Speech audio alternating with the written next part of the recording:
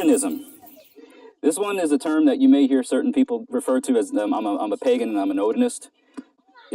Be careful when dealing with people that use this term to identify themselves as heathens, because Odinism has very strong ties to, first of all, the prison system. Most of the people that came out of an institution are picked it up in there. But it's deeply rooted in fascist Nazi bullshit, okay? There were definitely cults of Odin at a time in ancient pagan times. There were definitely different subsets of tribes of people who had a very specific focus on a god or more than one god or goddess.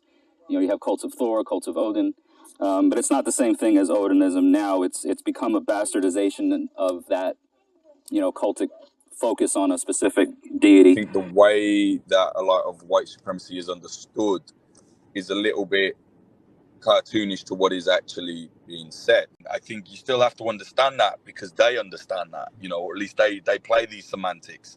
I really dislike when people like, who cares? That's just like them trying to intellectualize it. Okay, but that's how they get brought into these things. That's what they talk about. That's what they believe. So you have to understand it. You can't just say, well, this person is a Nazi. They might be a fascist, but without being a Nazi. They might be a Francoist. They might be, you know what I mean? Like other various levels of fascism. Yes. And if you don't understand that, you'll never be able to work out who's working with who. If you want to truly stop these people, then you have to understand the intricacies that they live by, I think. And I don't think it's worth just saying, oh, who cares? They all believe in some fascist thing. Yeah, they do, but there's layers to it. And if you choose to be ignorant of that, they will run rings around you. We are wokenist. We are Odinist. That means we are free thinkers. We know what our fight is for. We know what our battle is for. And here we are, 2017. Many of us were in prison. Many of us came out of the white power movement. And we should never pick words that fall in line with the establishment. Oh, we don't want the government to think that we're white supremacists. So we will use buzzwords within our kindreds, within our tribes, within our organizations, because we don't want to ruffle no feathers. Because these so-called older groups, older organizations, they never thought we would last. They thought we would be a fleeting moment. But look at us, 30, 35 years, however long. Look at us now. Hopefully I opened your mind up to let you know that there is groups out here that they might not dress up as Vikings on weekends. They might not fall in suit to what you did, but you don't have a monopoly on what the gods and goddesses do. You don't have a monopoly on who the gods and goddesses open hearts to. You don't have that right. Because we're proud Odinists. We're proud wokenists. And many of us are proud members of Wotensvolk. Too many of our people are falling trap to this, let's be politically correct. Wokeness and Odinists, we're not politically correct. We call black, black. We call white, white. And we let everybody know that we are for the advancement of the 14 words. Period. We're not afraid to say that we use the knowledge that our gods and goddesses have handed us in order to preserve the greatest race this earth has ever seen. Because remember something, Wotensvolk, these other kindreds, organizations, tribes, they won't admit it. But Wotensvolk and Wokeness and Odinist, we're waking a lot of people up that they won't deal with. And when the shit hits the fan, y'all will be the ones they turn to. A few years back, I was looking into a neo-Nazi group called Atomwaffen Division. Essentially like a neo-Nazi paramilitary group in America. They killed, I think, like 4 or 5 people in total. So I was looking at them, and then all of a sudden I started seeing this weird, like, satanic iconography come into their like designs. And I was like, hang on, I know that symbol. And basically, long story short, a satanic kind of occult group that started in England and believes in like human sacrifices had made its way somehow through the internet to a neo-Nazi group in America who took on their iconography. And this isn't like, you get all these satanic idiots. Every third podcast in Britain is, have you heard about this satanic paedophile ring? And 9 times out of 10, it's unfortunately masking a very real issue, but blowing it out of proportion with nonsense conspiracy stuff. But this was real. Like, this is, Order of Nine Angles is like actually linked to murders, to human sacrifices. And some of them even kind of became more interested in the O9A than the Nazi stuff. And yeah, it's just this, the founder of it he was a former neo-Nazi terrorist, then he converted to Islam and became an Islamist, like an extremist. He wrote a whole book about how great like Al-Qaeda is, like, yeah, Osama bin Laden's cool, like he was really on it. Then he kind of stopped that and went into this weird like spiritual stuff. He's the guy that's behind it. He claims he's not, it's him, everybody knows it's him. And yeah, like he was linked to like the Brixton nail bombings. He's just a very weird guy, and now it's actually spreading. And there's kids as young as 13 and 14 have been convicted in Britain as being members of the O9A, or at least, well, they're not a prescribed organisation, so they're not convicted of being that, but they're convicted of the stuff that they've been involved with as a part of the O9A. And one of the darkest things is they get like girls, like young girls, to harm themselves, like self-harm, and they take images of it. And they're basically, their thing is, whatever is depraved, whatever is seen as fucked up by society, if we can indulge in that, we become like almost like not human anymore. Not physically, there's no physical change, but they become like desensitized to the point where they're like, right, we're just devil, evil kind of, but like real evil, It's a weird concept. It sounds like a conspiracy, it sounds like a nutcase, but it's real, The fact that, to give you an idea of how real it is, the government right now in Britain is considering prescribing the O9A as a terror organisation. So they know it's real. There's been several attacks related to them. And yeah, it's just like, it's a rabbit hole, It's the maddest rabbit hole I've ever been in. Miresem komma vilja, veridesem breda vilja, faridesem fara vilja, med och minomar, mina laus.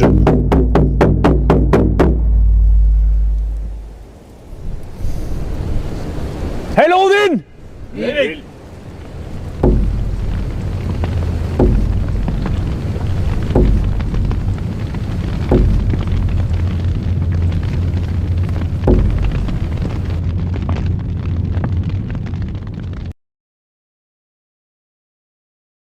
A reconstruction of the Viking-era Norse pantheon, Odinism plays a vital role in the world of the radical right. Odinism today is interchangeable with Asatru. Devotees of the same Norse pantheon tend to eschew the overtly racist reconstructions of their tradition, concentrating instead on the ritual and magical elements central to all Wiccan and pagan religions. Odinists practice an imaginative blend of ritual magic, ceremonial forms of fraternal fellowship, and an ideological flexibility that allows for a remarkable degree of syncretism with other white supremacist appeals, National Socialism in particular. Ironically, Odinists tend to subscribe to a number of beliefs that are explicitly Christian. Anti-Semitism, for example, would have puzzled the pagan-era Norse, as would the various conspiratorial fantasies that are ubiquitous among the radical right. Although Odinism's precise origins are far from clear, its intellectual roots lie in the world of such 19th and early 20th century German occultists as Guido von List, George Lohmer, and Rudolf von Sabbatendorf, as well as in such occult groups as the Edda Society. Leaders in this movement would go on to influence the likes of Elsie Christensen, Steve McNallen, and on some level, every leader of the White Power movement. Of more direct organizational impact on the modern Odinist movement, however, was the profound social and political crisis that engulfed Germany in the chaotic period of the Weimar Republic. In this time of intermingled chaos and decadence, wandering groups of displaced or simply disillusioned German youth, known collectively as the German Youth Movement, began, perhaps as a lark, perhaps with more serious intent, to make sacrifices to Wotan. In the Nazi era, many of these young people would give up their wanderings for the excitement of helping to build the Third Reich. The old gods were hardly alien to the architects of the Third Reich, and eccentric literature has grown up around the mystical endeavors of leading figures in the Nazi Party. As Hitler was rising to power in Germany, the occult implications of German National Socialism were gaining the attention of mystics outside of Germany. One such, an Australian named Alexander Red Mills, was an unabashed Nazi sympathizer and a believer in a form of racial mysticism that posited pre-Christian Anglo-Saxon society as the golden age of the British people. In the 1930s, Mills began to turn his dreams towards the reconstruction of that perfect time in this degenerate age. Mills' diagnosis held that the contemporary malady of civilization was the result of the malign influence of the Jews, and because Christianity was built on the foundation of Judaic thought, it had to be severed from the soul of the descendants of the Anglo-Saxon race. Out of this process of reasoning came Mills' first and most influential book, The Odinist Religion, Overcoming Jewish Christianity.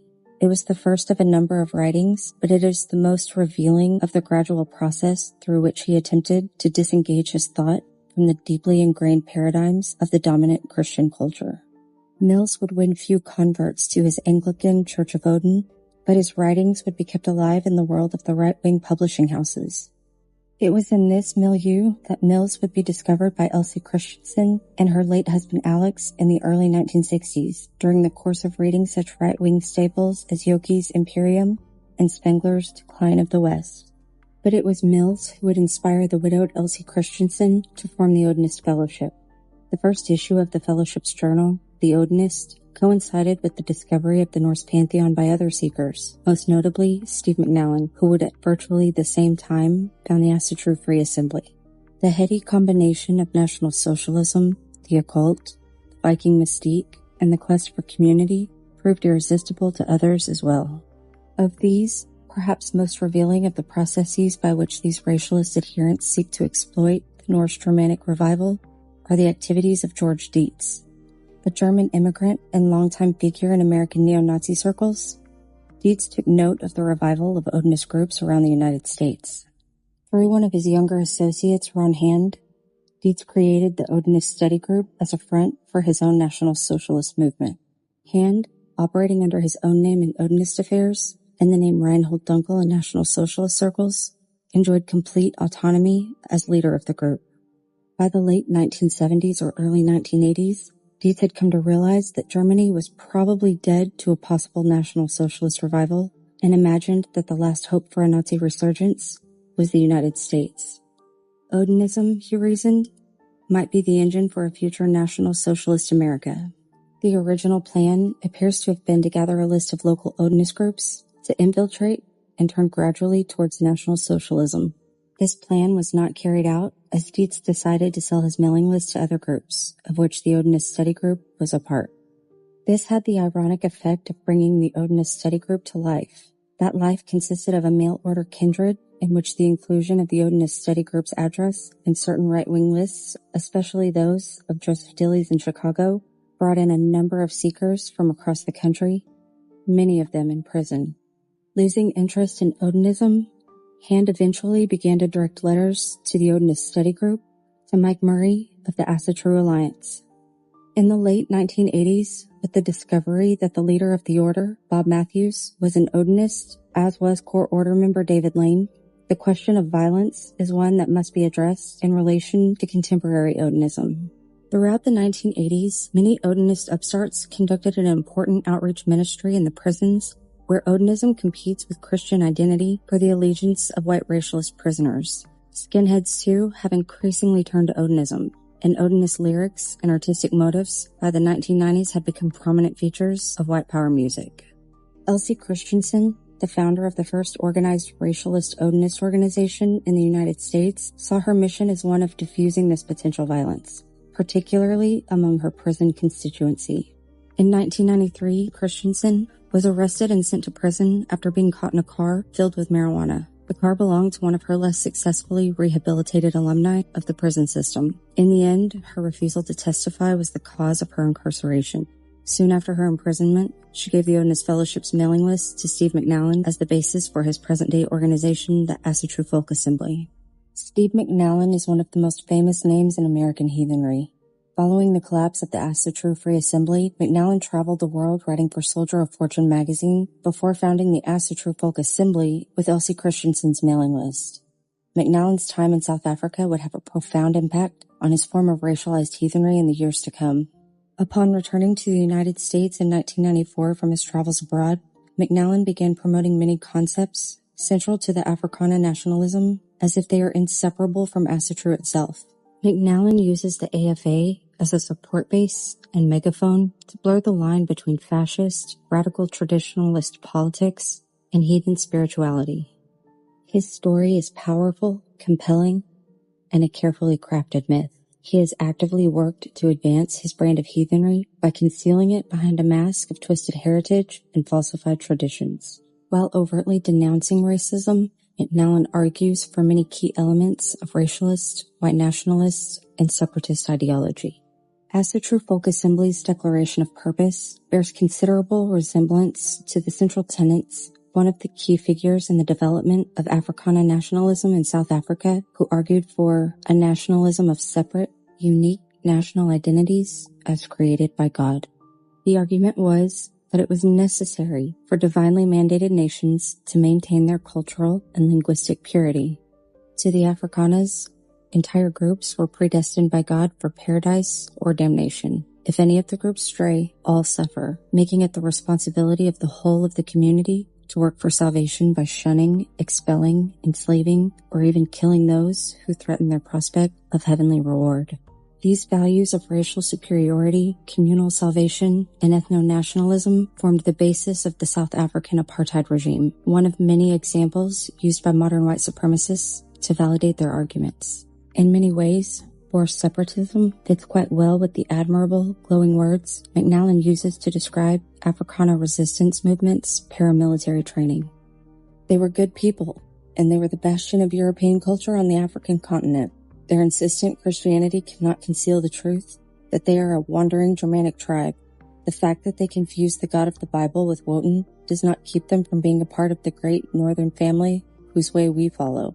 In 1997, McNallen married Sheila Edlund. Michael Murray, also known as Valgard Murray, performed the ceremony, blessing the new couple while Blood Axis frontman Michael Moynihan performed for guests. Valgard Murray first became involved in the racialist scene in the late 1960s, when he first came into contact with Odinism, following a stint with George Lincoln Rockwell's short-lived Odinist ministry through the American Nazi Party. In the 1970s, Murray would co-found the Arizona Kindred with Elton Hall, the man who had first introduced him to Odinism and the American Nazi Party's state organizer. In 1976, the Arizona Kindred would become the first kindred to be certified by Elsie Christensen's Odinist Fellowship, with Murray later serving as organization's vice president. The old AFA, as it is now known, was kicked off by a dispute over what to do about the kindred in Arizona, who included open neo-Nazis. The debate steadily split the AFA into two camps: those who supported excluding anyone from the community who was not of proven Germanic descent, and those who welcomed all interested seekers. The tensions of the debate would lead to the AFA dissolving sometime between 1986 and 1987. As the schism in the Asatru Free Assembly was gaining momentum, McNallen would write and publish the document that would be the foundation of his form of heathen practice, metagenetics. Following the collapse of the old AFA, Murray partnered with Tribe of the Wolfings founder Robert Taylor to found the Asatru Alliance in 1988. The structure of the Asatru Alliance was based on the system used by outlaw biker gangs of hang-around kindreds, probationary kindreds, and full members. Not surprising considering Murray's past history as a spokesperson for the National Socialist Iron Cross Outlaw Motorcycle Club. Within the Odinist community itself, the justification for the resort to force in defense of the race has been encapsulated by David Lane's 14 words. With this formulation, the recourse to violence is both justified and encouraged. Such violence has largely been episodic, and the province of Odinist skinheads indulging in street violence with little planning and less justification. David Lane dreamed of a revolution imbued with the violence needed to cleanse the earth of the corruption he sees as inherent in modern multiracial society. Lane's Odinist writings provide the most clearly articulated Odinist theology of violence. Based on his pedigree as a member of the order, Lane's writings are becoming ubiquitous throughout the milieu of the radical right. This gives his pronouncements an authority that extends far beyond the narrow confines of the Odinist community. Lane's discourse employs the image of the white warrior and the revolutionary as a Wotan, a god on earth. This imagery fits well with the leaderless resistance concept of lone wolf actions. And for those who decide to take the lonely course of the Wotan, David Lane's advice is succinct. Death to traitors. In particular, if you are a white male who commits race treason, the day is coming when you will be visited by Wotan. Your demise will be unpleasant. Judges, lawyers, bankers, real estate agents, Judeo-Christian preachers, federal agents, and other assorted treasonous swine, take note. Wotan is coming. Your wealth, your homes, your women, and your lives are at risk when you commit treason. Pray that you die quickly. One day Wotan will feed your repulsive carcasses to the vultures and bury your bones under outhouses that our folk may forever pay fitting tribute to your memory. That day is called Ragnarok. Random acts of brutal, senseless violence within various groups remains a never-ending headache for movement leaders who are inexplicably shocked every time one of the rage-fueled weirdos their hate-filled community attracts commits another seemingly isolated atrocity.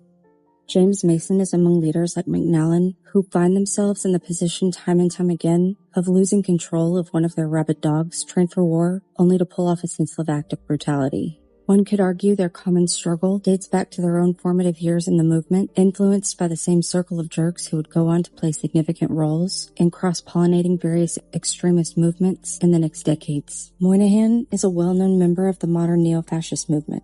As the face of the neo-fascist group Blood Axis, Moynihan is a longtime member of the American New Right. Contrary to the usual stereotype, Moynihan is a slick intellectual operator. Aside from his role as the frontman for Blood Axis and his work on other neo-fascist musical acts, Moynihan works to help disseminate neo-fascist thought. In 1992, he edited and provided the introduction for the book Siege, a collection of the writings of neo-Nazi James Mason. He followed up in 1995 with the publication of Lords of Chaos, a book about the black metal subculture. In it, he argues the entire subculture was an expression of the suppressed atavistic archetypes of the Nordic psyche. Moynihan has continued to focus on the more mystical elements, working on the translation of The Secret King, Himmler's Lord of the Runes, written by Heinrich Himmler's personal occultist. He also edited a translation of Julius Evola's Men Among Ruins. Evola is an Italian fascist philosopher whose works are the foundation of modern radical traditionalism and a particular favorite who shows up much more frequently in Moynihan's later projects. In his later work with Joshua Buckley at the Radical Traditionalist Journal Tier, Julius Evola's writings are a staple along with the works of Alain de Benoit. All 3 volumes of Tier's issue collections are available at the AFA's online store in the book section, as McNallen contributed to Volume 2.